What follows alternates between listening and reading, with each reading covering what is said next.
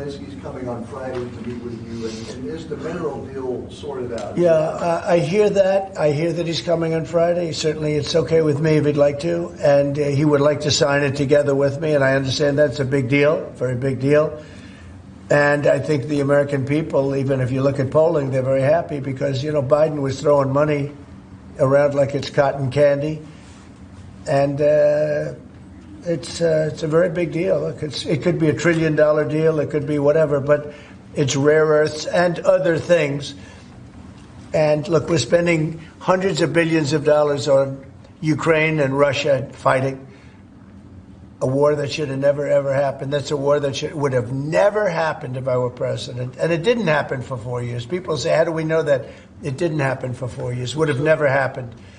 And nevertheless, this guy went into this situation and he spent money like nobody's ever seen, $350 billion. The other thing that we don't like is that Europe has spent $100 billion. We've spent $350 billion.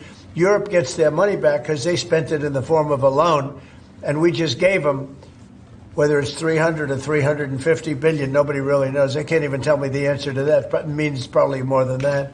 So what we're doing is now we're saying, look, we want to be secured. We want to get that money back. We're helping a country through a very, very big problem, a problem like very few people have had. Shouldn't have had this problem because it shouldn't have happened, but it did happen.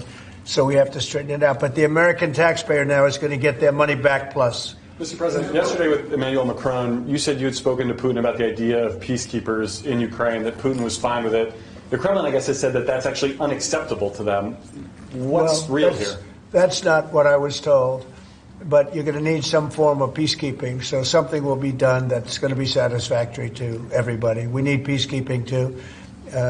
Any situation where there are American troops involved? It's actually something I did discuss, but a form of peacekeeping that's acceptable to everybody. Ultimately, we'll be able to agree on something, I'm sure. With Ukraine and this mineral deal, what does Ukraine get in return, Mr. President? $350 billion and lots of equipment, and military equipment, and the right to fight on, and originally the right to fight. Look, Ukraine, I will say, they're very brave and they're good soldiers, but without the United States and its money and its military equipment, this war would have been over in a very short period of time. In fact, I was the one that gave the javelins. You remember the famous javelins? That was me. That wasn't Obama. It wasn't Biden. It wasn't anybody else. It was me. And they wiped out a lot of tanks with those javelins. And the expression was that Obama gave sheets and I gave the javelins. That was a big deal at the time. It wiped out. That was the beginning when people said, wow, that's